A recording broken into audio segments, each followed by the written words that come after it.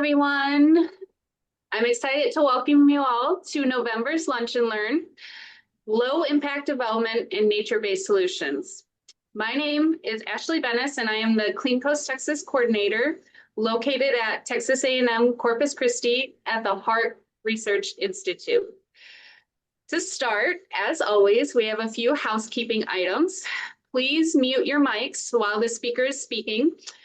This helps keep good sound quality and prevent background noises. Use the chat for questions. So throughout his talk, if you have a question, please throw it in the chat because we're going to follow up with a question and answer session with Mikel after. And if you have any tech issues, sound or something, also you can use the chat and one of our team members will try to address it for you. So we are recording today's webinar because we will be uploading these to the Heart Research Institute's YouTube page. So I will put a link in the chat to direct you to where that is so you can watch all of our other videos and look out for this video later. So for today, we have a short surprise presentation from Texas State. They are sharing a brand new tool that they have been in development for a while now. And so I'm going to stop sharing and pass my screen over to Christina to introduce. Hi, good morning, everyone. Well, I'm so excited to show a little surprise showcase of a newly launched Clean Coast Texas virtual tour showcasing green infrastructure on the Texas coast. And to guide us through that tour, we have with us today Tyler Hartwick. Tyler previously worked with us at the Meadows Center as a research assistant, and he was very instrumental in developing this tour. Also, while at the Meadows Center, Tyler assisted with developing outreach and education materials for Clean Coast Texas, as well as other types of data visualization and GIS tools, some of which you will see in this tour. Tyler currently works as a LiDAR technician for SAM LLC, and his career goals are centered around making an impact through environmental education. All right, Tyler, take it away. Awesome. Thank you, Christina. Awesome introduction. Couldn't have said it better myself. And yeah, thank you all for giving me the opportunity to be here. I'm very grateful. But anyways, let's get into it. So this story map is called Green Stormwater Infrastructure for a Resilient Texas Coast.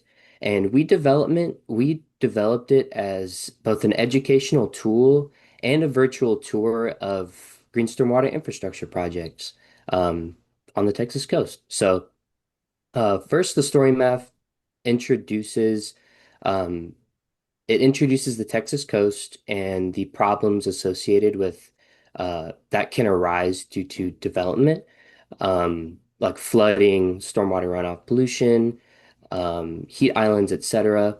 And here, the story map is introducing that concept. And it does this in one way by showing you this slider. You can see development over time, just kind of get the viewer thinking about that. Um, and then once it starts getting the viewer thinking about that, it goes into a solution. So how can we solve this problem?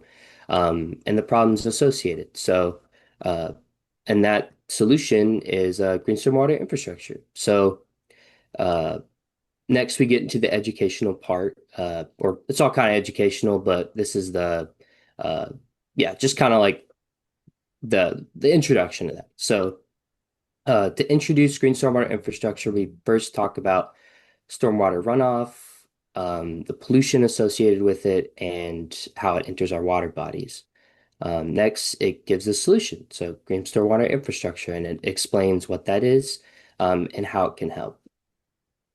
Yeah, and then we go into the virtual tour. So the virtual tour is essentially showing the viewer the different kinds of green stormwater infrastructure and also showing you real tangible places along the Texas coast where you can go see the green stormwater infrastructure and how it affects the environment and impacts the community. So the first one that we have here is the Oso Bay Stormwater Wetlands um, in Corpus Christi. So here it's just kind of showing the viewer like it zooms all the way out to show you, okay, what kinds of land cover is there? What kinds of pollutants uh, can start on these surfaces? What kind of problems might be associated with the land use in this area? Um, and then it zooms down even more, gets you real close and intimate with it. And here you can click on these different icons and see the different, learn about these different kinds of these different stormwater solution problems. Um, and then as you go, so first you start off with the pollution, and now we're gonna follow the stormwater path after the rain has fallen. So that's what we're gonna do here. Yeah, and it just kind of follows down, explains what's happening, gives you some pretty photos. And it gets down to the stormwater wetlands, explains what's going on here. And then, yeah, out into the bay. So if y'all haven't been out to Oso Bay, the Oso Bay Wetlands Preserve, um, it is really cool. Highly recommend y'all go check it out. Here you can get kind of a glimpse of what's going on there. Uh, it's really pretty. They've got great educational tools. Highly recommend it. Um, so yeah, next the tour continues the same format. So uh, introducing the different kinds of green stormwater infrastructure and the different places, but it's just in a different form. So yeah, it's going to give you some so to introduce the place over here, and then it has a tag along video with it. Shout out to Sarah Wingfield and Christina Lopez and everyone else who worked on this project. We all put a lot of good work into this. I'm very proud of it. And also Michelle Landry, she did some amazing voiceover work for these videos. Y'all should definitely go check it out. They're fun to watch. Yeah, so first off is the Keach Family Library Rain Garden. And this was a Clean Coast, Texas project. Super cool, super cool. Next, it goes to Memorial Park in Rockport. This is another Clean Coast, Texas project.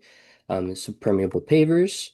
Um, Third is the Community Aquatic Center in Rockport. It's funded through the Texas Coastal Management Program, or I guess the GOMISA, but still really cool. Still really cool. Fourth is the Girardi Family Water Smart Park in League City. Uh, this place is really cool because it has a ton of different green stormwater infrastructure projects that you can go view yourself if you're out of the Houston area. It showcases them and gives you, just shows you what's there. It's really cool. Um, and then lastly is the Evelyn Mador Library in Seabrook. This is a LEED design building, or I guess a LEED low impact development building. Um, Also really cool, different kind of low impact development. Lastly, on the tour, it introduces the idea of scalability. So green stormwater infrastructure can go anywhere, but your backyard, throughout the city, um, super, it can go anywhere. And so it introduces that concept. Um, and then lastly, it gives Clean Coast Texas solutions that are provided. So you get the manuals here, guidance for both municipal and residential areas. Uh, Super useful resource. Um, but yeah, that's pretty much all I got here. Um, uh, Thank you all for listening. This tour is overall a great educational tool and resource. Helps viewers understand development, stormwater, green stormwater infrastructure. It also gives real examples and gives real information about individual impacts. So feel free to look at this, share it with colleagues and friends, and anyone else you think might be interested.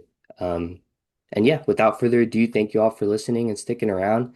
Um, and yeah, I'll hand it back over to Ashley. Thank you, Tyler. Thank you, Christina. We're very excited that this is finally being rolled out. Tyler worked so hard on this for a long time, so it's great to see. And Sarah put the link in the chat, so if you're interested, go visit. And if you have any questions or thoughts of maybe does green infrastructure work here, please visit the tour. It's really informational and it gives you a lot of great case studies. So I will share my screen back and we will get on with our program. Thank you, guys. Okay, so as always, we would not be able to do these without the team behind the scenes. So I want to introduce the people who are coming together to get the Clean Coast Texas program working and helping to put these lunch and learns. So myself, I'm the Clean Coast Texas coordinator. Sarah is with Texas State University at the Meadow Center, and she is the tech guru. We are excited to announce that we have a new coordinator at the GLO level for the Clean Coast Texas program, Brian Ono. He just joined us. He's 2 weeks in, so really drinking from a fire hose, but we're very excited to have him on the team. And then Megan Martinez is the Texas GLO overall project manager at the top. So just a little bit about Clean Coast Texas for those of you who aren't familiar. If you want to learn more or have any questions or information, please reach out to me. I can share my email in the chat, but Clean Coast Texas is an initiative of the Texas Coastal Non-Point Source Pollution Program. We collaborate with coastal communities to achieve ecological, economic, and public health goals. We try to address water quality issues along the coast using resilience, hazard mitigation, looking at codes and ordinances to see where there might be improvements. And as Tyler showed in the tour, we also help with retrofitting and inputting green infrastructure projects where we feel like they might have a great impact, such as the permeable pavers in Rockport, at the Aquatic Center, and the Memorial Park. And at the Keach Family Library, there's a rain garden there that has a sign that explains everything that's happening. So we work with communities all along the coast within our Texas coastal zone. And just to give you an idea of how many people are involved in this, we have a collaborative of academic, private, public entities that are all coming together to provide resources and information. So I will put my email in the chat so you can reach out anytime with questions if you want to learn more.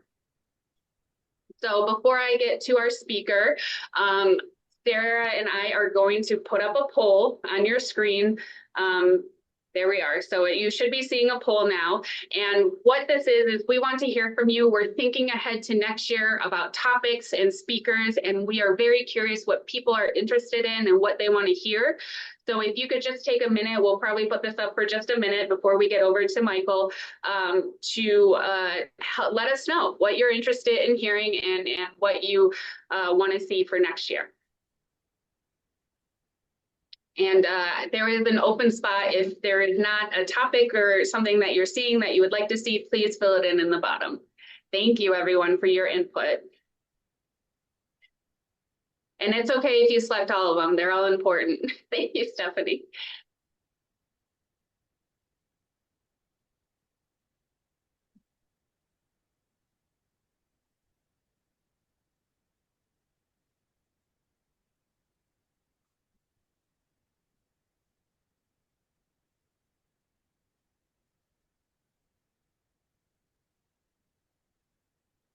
Okay, we'll give it a few more seconds.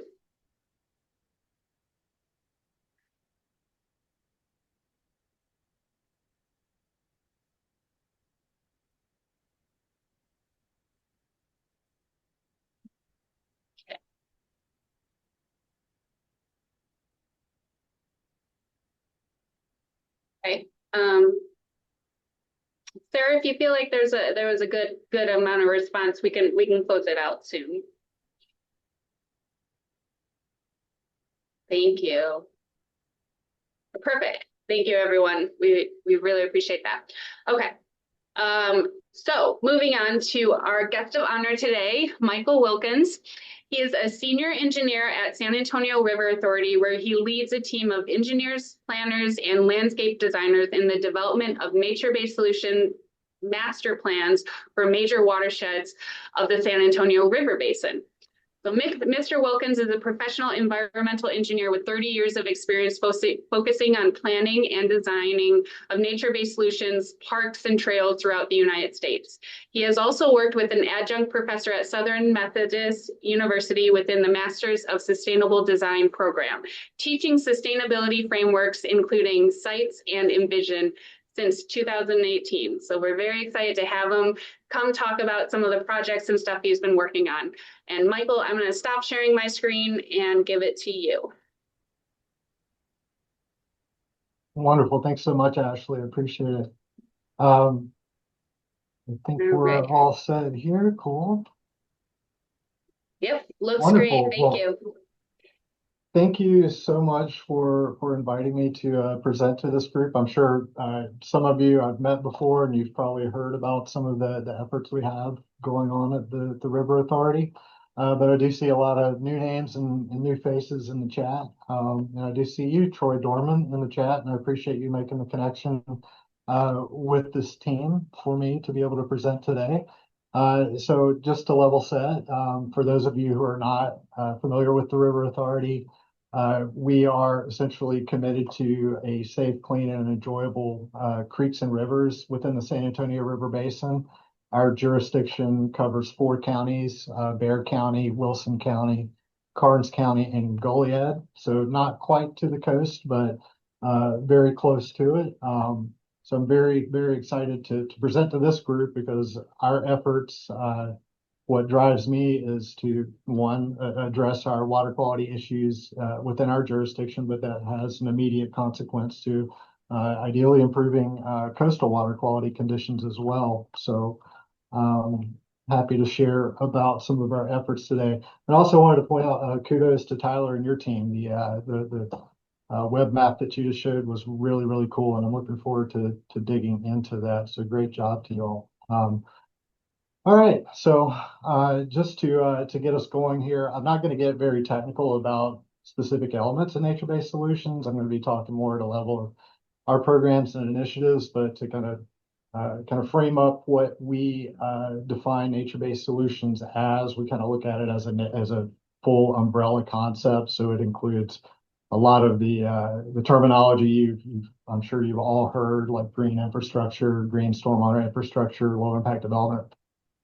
So we're looking at all different scales, and we're looking at lots of different areas to ideally boost implementation of nature-based solutions of all types and scales throughout our basin. We focus on all things from planning to strategies to design, and also policy, which is going to be very important because we want to inform updates to ordinances so we can boost implementation of these types of systems throughout our basin. One of our real key focus areas is not just planning and designing with an emphasis only on improving water quality. We know that if we want to build broad stakeholder support for nature-based solutions, we need to really set targets for providing as many benefits as we possibly can with the implementation opportunities that we identify. So while water quality is one of our top priorities, we also want to look at how do we utilize nature-based solutions to help mitigate flood damages throughout the basin. We want to find opportunities where we can increase biodiversity, create better connectivity for terrestrial and aquatic habitats, reducing heat island effect. A lot of things that Tyler brought up in the story map is nature-based solutions can provide many, many more benefits if we're very strategic about how we find opportunities to implement them and how we create our strategies and stakeholder support to move them forward. In my group at the River Authority, we're technically called the planning group, but essentially we're looking at all things nature-based solutions. I kind of put it into 4 buckets here. We really try to tackle the master planning side of things. Where do we want to really prioritize the implementation of these systems? We are really focused on how do we better integrate nature-based solutions into flood mitigation projects, as that is a A relatively newer priority. I guess it's been a priority for the last 4 or 5 years as the Texas State Flood Plan has been developed to better integrate nature-based solutions into flood mitigation projects across the state. Talk a little bit more about that in this presentation.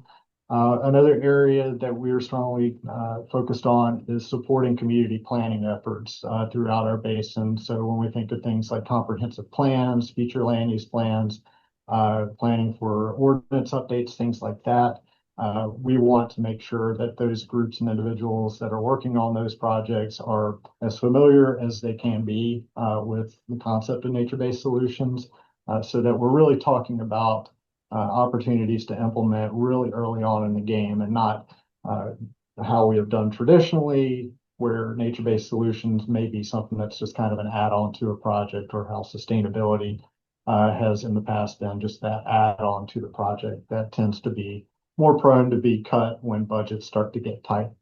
And then finally, innovation and collaboration nationally. We totally understand that the way that we progress our efforts is learning from others across the state of Texas and across the country. So we'll talk first about our master planning efforts and really what is that based on, and really the foundation of all this work in nature-based solutions master planning started with the development of our hydrologic and hydraulic models. This was a very comprehensive effort over the course of a decade plus, really, to really understand what are those hydraulic conditions and hydrologic conditions within Bexar County initially. So we developed a lot of these models, and those really set the foundation for us to develop very comprehensive water quality models. And over the course of almost 8 years, we have developed water quality models for 3 of our primary watersheds in Bexar County, including the Leon Creek watershed, the Upper San Antonio River watershed, and the Salado Creek watershed. What's really important to highlight here, I know Sean Donovan, who is our Director of Environmental Science Department, his group was instrumental in supporting these efforts because we were able to field verify with laboratory data and samples in these watersheds that really backed up what we were finding from the water quality models. That really helps us target smaller prioritized subbasins, which are shown here, where within each of those priority subbasins, we actually have specific spatial targets for implementation of nature-based solutions that provide filtration of stormwater runoff from impervious surfaces, essentially. So on our Watershed Master Plan Viewer, you can pull these up on the Water Quality tab, and if you click on them, it'll actually pull up in the basin specifically how many acres of coverage of nature-based solutions that provide that filtration we need to achieve, as we really, our ultimate goal is to progress towards removing our impaired streams from TCEQ's impaired water bodies list. That's a great place to start. It helps us to narrow down to where we're not trying to figure out where do we need to prioritize implementation across the entire county. We want to make sure that we are bringing in all the other planning efforts into our prioritization. And what I'm showing here with the yellow highlights are what are called San Antonio Tomorrow Phase 4 community areas. These are kind of the last round of specific neighborhoods that the City of San Antonio's Planning Department has been working with individual stakeholder groups that generally range in size from 20 to 30 individuals within those neighborhoods to look at all different components of comprehensive plan updates, specifically on those neighborhoods. Those community areas in Phase 4, a lot of these meetings happened over the course of this past summer. And so my team spent quite a bit of time, one, really working with the planning department to get them familiar with our master plan process, where we've identified the priority basins and how we're going about identifying potential future projects. And then we were able to communicate that to those neighborhoods and see where we have the overlap. Where do we have really focus areas that that encompass community improvements, but also encompass these areas where we could really make a significant impact on improving water quality. And finally, I mentioned our emphasis on integrating nature-based solutions into flood mitigation projects.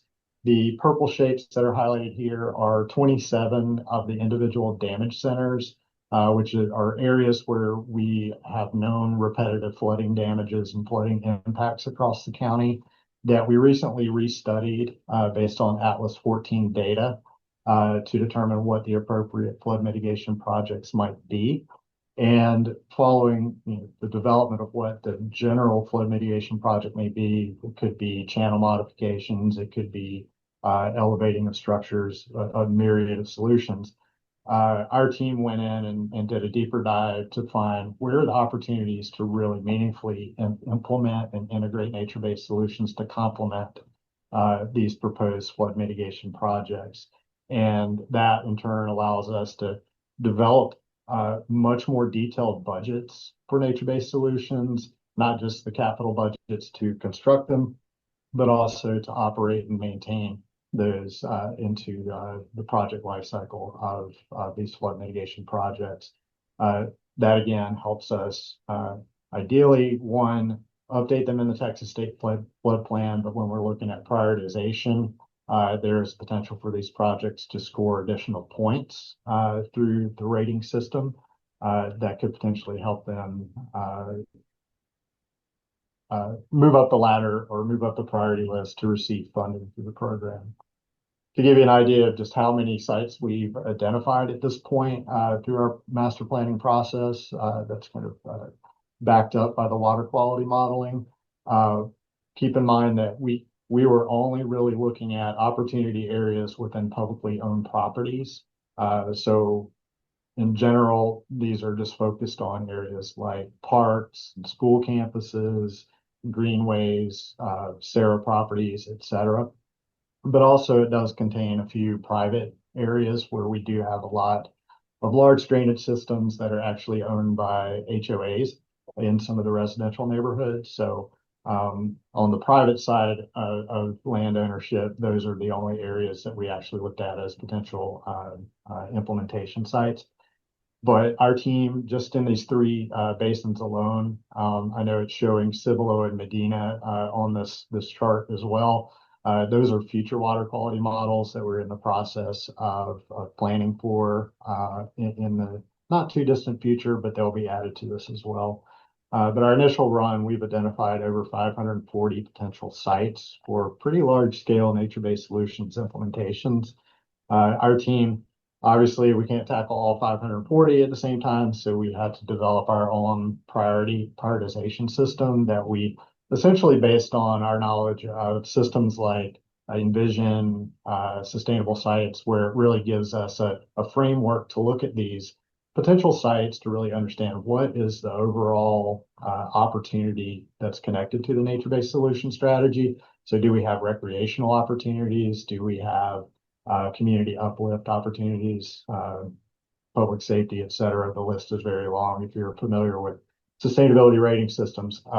It may look tedious, but honestly, as an engineer, it's something that really helps me look at the bigger picture of a project where I'm just not really tunnel vision, just thinking about water quality improvements alone. So through our prioritization system, we took that 540 and whittled it down to 52 that scored really high. And these are the 52 project areas that my team will be focused on really over the next 4 years in developing concepts and budgets for. Over the course of this fiscal year, we have 12 that we've identified that we're developing these schematic designs for. We do have to be very flexible on this because, as I mentioned, we're trying to find the synergies with other community planning efforts, transportation planning efforts, the Texas State Flood Plan, et cetera, to where we may need to pivot and start developing projects that may be a higher priority when you combine all the efforts together. I wanted to add this as well. This is something that I stole or copied from those community outreach meetings on those phase 4 community areas. like I said, we visited and worked with the city's planning staff initially, and then we basically did lunch and learns with their individual stakeholder groups, so they had a better understanding about what nature-based solutions are, what they can and can't do, and why we were looking at them. At the end of each of those, there was a Menti poll that the planning team posted, and out of all 8 community areas that we met with, all of them ranked nature-based solutions as the community amenity and public space elements that they most wanted to see focused on in their individual neighborhoods. And what's neat about this is, one, I was excited to see it rank so high, but the other items that rank below it are things that nature-based solutions can contribute to uplifting as well in terms of public health benefits, enhancing community spaces, enhancing neighborhood comfort, and even placemaking. So what do our concepts look like? How are we going about developing these? I wanted to share one individual project that we're just wrapping up right now and just kind of putting the whole package together. We selected this particular project just given all of the opportunities, the broad opportunities that we could identify here. This is actually in the city of Kirby. The park is called Friendship Park. It is essentially bisected by Rosillo Creek, which is actually one of the creeks that's relatively healthy in Bexar County at this point. But it is identified as an area where if we do implement nature-based solutions and do it to the level that is reducing pollutant loads, it's going to have a very dramatic impact on helping us work towards elevating Salado Creek out of the impairment list.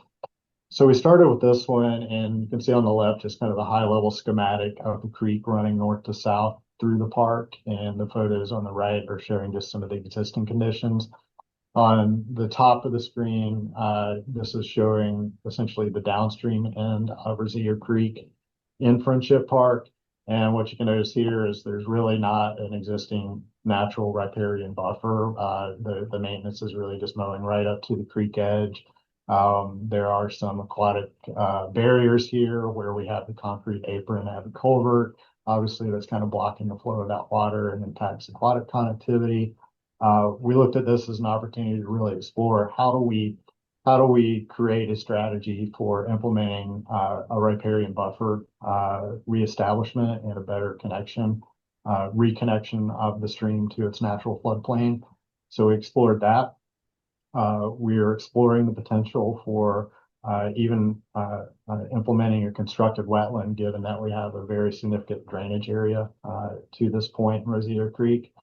And on the bottom left corner of the photos, this is obviously not a natural creek. This is just a drainage swell coming off of a cul-de-sac from one of the residential neighborhoods. So we're looking at how do we retrofit these surface drainage features with bioswale-like nature-based solutions where we can make a very significant impact on reducing pollutant loading from the adjacent residential communities. So all in all, here we're proposing, I believe it's about 4 or 5 bioswales. We're looking at measures to improve aquatic connectivity, reconnecting the stream to its natural floodplain, and looking at best strategies for creating healthy riparian buffers, which provide very significant water quality benefits and habitat benefits. So translating that to hopefully one day creating a park that contains these features, potentially constructed wetlands, native prairie restoration, bioswales, all the great nature-based solutions that will improve the health of Rosillo Creek and ultimately improve the health of Salado Creek and the San Antonio River. One thing I like to highlight, and this really relates to kind of changes that we're seeing across the state and really nationally as it relates to trying to make sure that the projects that are publicly funded are achieving as many goals as possible, providing as many benefits and co-benefits as possible. Following the lead of honestly, City of Austin Parks Department, which I believe about 2 years ago, they set a requirement for publicly funded park projects of, I believe it was $200,000 or more. that those projects must meet the Sustainable Sites Initiative scoring criteria to at least the certified level. Following that, and really 2 years ago, I moved to San Antonio about a year and a half ago, working with the City of Dallas Environmental Commission. We've actually kind of brought that concept to the current City of Dallas bond program, to where their projects are some requiring Envision certification or site certification, depending on the type of project. So our intent here is to really do some of the upfront legwork by utilizing the Sustainable Sites framework for projects to determine what the actual potential of the project is that we're developing. And in this case, with Friendship Park and Kirby, we're already showing, clearly this is something that if we implement these strategies, at least to the extent that we think we're capable of, that's feasible from an engineering perspective and a budgetary perspective, we could easily reach that certified level. And there are a lot of things that we could do once if it does become a project, we can start building in things related to operations and maintenance, the education and performance monitoring, that could certainly elevate a project like this to a higher level of achievement. And again, starting with the basics and nature-based solutions, including items like native prairie restoration, native plant restoration, bioretentions, and potentially constructed wetlands. Currently, we are, I know Sean and I in our office at Euclid, we're kind of counting down the days that we get to move into what's shown here, which will be the location of our environmental science department and engineering department's new facility, which is actually pursuing both LEED and site certification. Early indications are that we'll probably end up with about a site's gold level of achievement for our new facility, but we potentially could get it to platinum. So I wanted to give kind of a sneak peek of other projects that are ongoing, that are actually in implementation phase and design. Our campus, kind of showing just the high level of the goals that we set for this. Obviously, we have developed things like the San Antonio River Basin Low Impact Development Guidance Manual, which is now in its 3rd edition. We're continually working with the community and our partners to provide low impact development guidance education, technical design education, et cetera. So we wanted to make sure that our new facility is really allowing us to kind of walk the talk on low impact development and improving water quality. That and our new facility is in one of those priority watersheds. So we want to make sure that we maximize the nature-based solutions we incorporate into our new facility. So to give you kind of an overview of what that looks like, there are sketches right now. I want to go back to this because I wanted to mention that because we're pursuing the LEED certification, the site certification, a little difficult to tell from the photo, but I ride by this every single morning. It's actually across the street from where I live. It's probably the cleanest, most organized construction site that I've ever seen in my life, which that in and of itself is pretty impressive. It's located in the King William neighborhood and just a few blocks away from the river. So there are a lot of folks with eyes on this project, and we're really striving to make sure that even the construction process is as clean and respectful to the river as possible. Just some renderings of it. We are not net zero water, but honestly, the amount of water that we were collecting has gotten us pretty close to that. We have, I believe, 5,000 gallon plus cisterns distributed across the campus facility. I know that Sean and I and everyone in our office is excited about the daylighting and the amount of additional sunlight that we'll get compared to our office right now. But it's also integrated with the expansion of essentially the hike and bike trail that runs along South Flores. So there's a real intent and focus on improving the pedestrian corridor in this area. And then essentially, creating this as a space that we can bring people in, we can show them exactly what we mean by nature-based solutions. We can show them how it works. and use this as a catalyst to help us continue to boost implementation. There's a site plan showing it. If you can see on the right side of the building, this is one of our large fire retention features that will wrap around the building, and on the eastern side of the building, we'll have kind of our not just our conference room, but kind of our presentation room, our education room that's going to be framed up by the nature-based solution itself. Another interesting thing to point out, this is about as technical as I'll get. You see this little dark circle next to the bioretention envelope there. One of the things that we ran into as a challenge is the infiltration capacity of the soils in this area was very, very low. And we knew that we really needed an underdrain for the system. And this is something that's common across Texas. Even in the coastal areas, there are areas that have just been compacted so much that you don't get the infiltration that you need, and you need a way to provide that underdrain for a bioretention feature, and then daylight it to ideally a adjacent storm drain. We don't have an adjacent storm drain at this site along Sheridan Street, and our nearest outfall is actually San Pedro Creek to the west. And if we wanted to extend a pipe that would get us there to allow us to put an underdrain there, I think the price tag on that was around 1.4 million, which I obviously we didn't want to do. But we're nimble, we're creative, and we really just modified the design to include, I believe it's about a 24-foot dry well, which is that dark circle. So we will have an underdrain, but it's going to go into a dry well, and then once it hits the float switch, that will discharge into really a tertiary treatment, which will be a vegetated swell along the south boundary of the building. So we made it work. Some other exciting projects that we have ongoing. We have a Department of Defense funded project in northern Bexar County called a REPI Challenge, where it's really kind of the kickoff of our water quality efforts with Cibolo Creek. Again, this just kicked off about 2 weeks ago. It's exciting because it starts to get us into our across our jurisdictional boundaries to the north side of Cibolo Creek, where it gets out of our technical jurisdiction.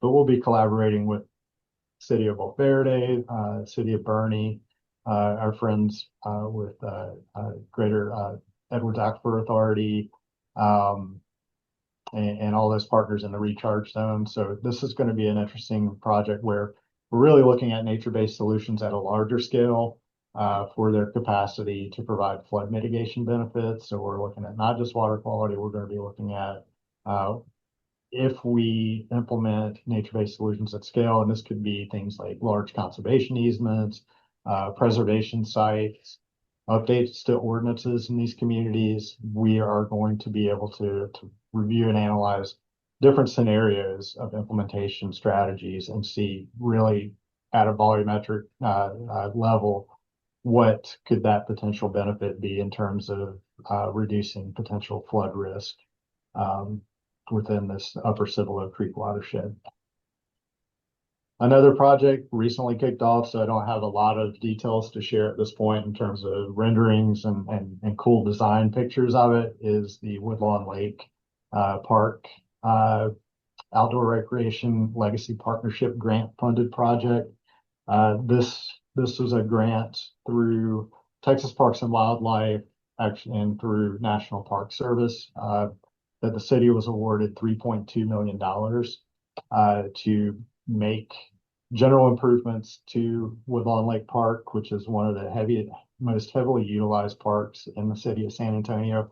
But it does have some very significant water quality issues with nutrients, with trash, with waterfowl, bacteria, obviously.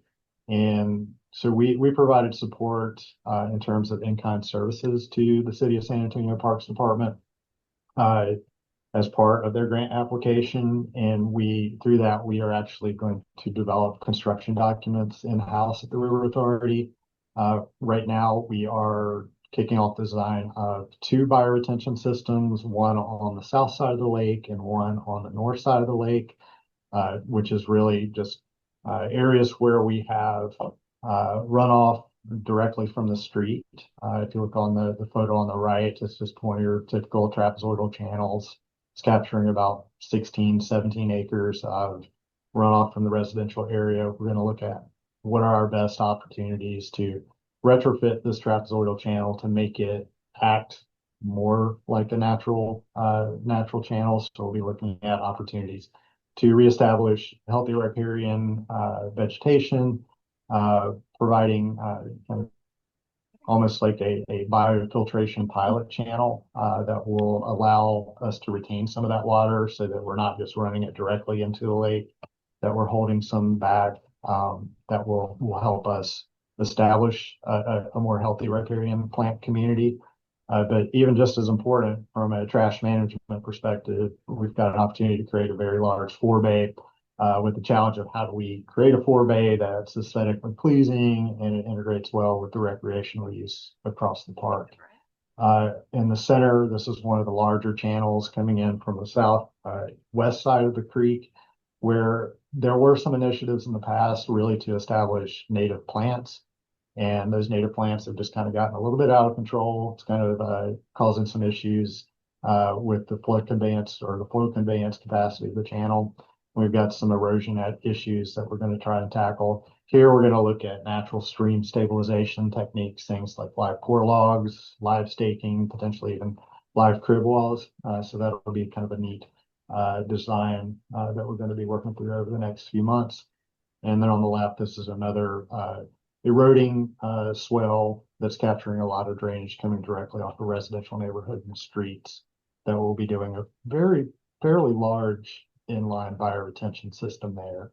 So we're going to reduce the level of bacteria entering the lake. We're going to try to find the best ways to reduce the nutrient loading. And one of the bigger challenges is going to be how do we design it to where they don't become homes to the waterfowl and nesting areas to the waterfowl that we are currently having some issues with in and around the lake. So wrapping up, just going back to the flood mitigation side of things, and again, how do we better incorporate nature-based solutions into the larger scale flood mitigation projects? Showed an example here. This is one of the 27 projects that we've just reevaluated with Atlas 14. The proposed flood mitigation project is essentially a large dry detention basin that would be off the screen to the top or the northeast side of this. That would provide all that volume management. Our team really looked at it through the lens of, okay, yes, we do need to manage that level of volume, but can we do it in a way where we incorporate nature-based solutions? So we have done some high-level analysis to look at, okay, if we do detain upstream of this park area, how do we do it in a way that we incorporate some of the channel stabilization measures to the existing channel? And then looking downstream, how do we potentially implement things like bioswales, bioretentions that start to create better connections from the neighborhood into the park? And then we're going to continue to work with the city's parks department to look at what are some of the things that they want to see as improvements to the park in general. So there are many more water quality improvements and habitat improvements that we think we can make here. But we at least got into it and determined what are the feasible projects that we can do, and high level, what would that budget be? So ideally, we're getting that budget built into this flood mitigation project very early on in the process. And wrapping up, closing out, I'd like to talk about this vision to implementation. I know I covered a lot of material here. We have tremendous opportunity throughout our basin. We're going to be focusing much more heavily on our southern basins in the coming months and years. So that's going to have even a closer impact to the coastal communities.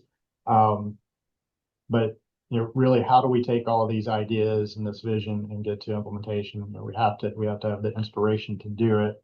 And we're very fortunate here in Bexar County that we are the only Texas entity that is part of the Urban Waters Federal Partnership that is managed by the EPA. We have in recent months, and I'm hoping that he is back to the office soon, a gentleman named Jace Proctor with EPA Region 6. is really managing this effort through the EPA. We are expanding our boundary of this Urban Waters Partnership to include all 4 counties versus just Bear County. And what's awesome about this is it really allows us to share as many potential federal funding opportunities with all of our member counties and member cities and collaborators. And already we've identified so many things that we can start working towards, knowing that budgets are going to be in question for some time. But a lot of these programs are very active and they have money available right now. And this really gives us a direct connection to hopefully move those projects forwards. And we're excited to expand that to our southern counties as well. And I always love closing out on this. This is one of my favorite projects here in San Antonio. This is the San Pedro Creek Culture Park. This is before the culture park was implemented. This was initially a flood mitigation project. There is a tunnel underneath this wooded area, which is actually the flow line of the San Pedro Creek before the project. That project was completed in May of this year. Phase 3 of the project was completed. So if you visit us in San Antonio, please make sure that you check out San Pedro Creek Culture Park. It highlights any nature-based solution you can think of in an urban context. But this is what it looks like today at the upstream end. We're really excited about this. It's a great connection to our mission reach trails and our upcoming Westside Creeks Ecosystem Restoration project, which is also chock full of really awesome nature-based solutions. But this project has really already done so much for the community. The empty lot area off to the left here is actually going to be the site of the new Missions minor league baseball team stadium.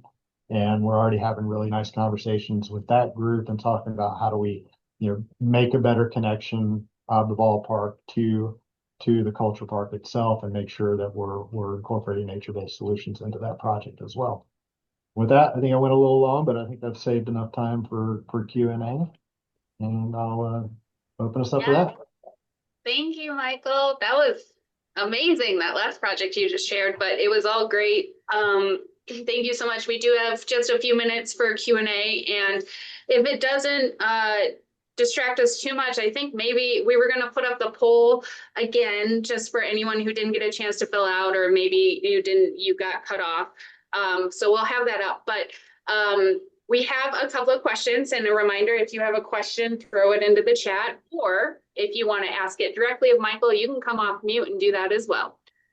You'll see the chat, so if the poll. So okay, so question I have or gotten was a benefit cost analysis conducted for the San Antonio nature-based solution projects or overall plan? And if so, can you share the results of that analysis or give any insight into kind of what that looked like?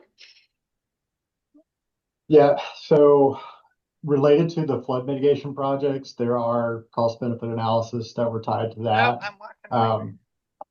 But we have not done fully detailed CBAs on those projects yet. That would be something that if they elevate and we find the sponsor partners, then of course we would get into more detail. When we talk about nature-based solutions, we're adding more things than were typically originally envisioned for a flood mitigation project. So once they get legs, we wanted to do enough to where we could share what's possible. We could do some really cool cost benefit analysis, because we could look at things like community health benefits. We could look at things like heat island mitigation. There are many ways that you can quantify those kind of co-benefits, which are pretty exciting. So it takes a lot of effort. We just want to make sure that they're getting the legs, and then we can get into more detail. Yeah, and would it be fair to say that for different grant and funding opportunities, there's different cost benefit analysis, like requirements or measurements that they use? Yeah, that would be fair. And honestly, not the full technical cost benefit analysis, but just the framework for it. Actually, if you're following something like Envision or Sustainable Sites and you're identifying those opportunities, yes, clearly you need to identify the opportunities first. You also need to identify how much would it cost to add this into the project. But at that point, that's where you can start looking at, okay, well, if we're putting in new bike trails or hiking bike trails, there is a community health benefit. We can look at what are the users and things like that. For sure. Okay, perfect. Thank you. Another question we have is regarding Saboyo Creek. Are you working with Dr. Vikram Kapoor at, I'm sorry if I'm saying all of that wrong, at UT San Antonio, who is using molecular methods to evaluate microbial populations? That is in the chat if you want to read it. Okay. Yeah. I can't answer for sure on that. I know that we're always collaborating with folks at UT San Antonio, and there is a really large list of collaborators on the Cibolo Creek project. But I'd be happy to follow up on that. Okay, perfect. And Michael, I can add just real briefly. So we've worked with Dr. Kapoor on the broader water quality modeling work that Michael mentioned earlier, but we haven't coordinated with him specifically on looking at the details of microbial populations. That's something that, like Michael said, him and I can certainly get together and talk about how we can follow up with Dr. Kapoor and see how we can get more information on that. Perfect. Thank you. And yeah, and the like I said, the person who asked, and Tom in the chat is in the question too, if you guys want to reach out directly. Okay, Troy has a question. Have you considered regenerative step pool conveyance for the Woodlawn Lake channels draining the neighborhoods? Yes. Yeah, I saw the question pop up, and that is certainly something that we're going to consider. Right now, we're actually providing field survey for this project as well. And our survey crew is going to be wrapping that up over the next week or so. So once we start that point, we can look at slopes, and we're going to look at a wide variety of opportunities with those particular channels. Yeah, Catalina kind of added to that, and also like deepening the Woodlawn Lake or using the dredge to fill in the upstream area to widen and create a large wetland filtration area. That is definitely beyond the scope of what we're doing over the next couple months, but it's certainly something that is on the radar. I love all this brain power coming together to think of these things. Okay. We have a few more minutes for one more question if anyone has one. I kind of just had an overall general question because this is something we think about a lot at Clean Coast Texas when we work with communities is, can you kind of share what some of the most important features that you consider when you're deciding like potential sites for nature-based solutions, or what you're looking at on the site to see if nature-based solution fits?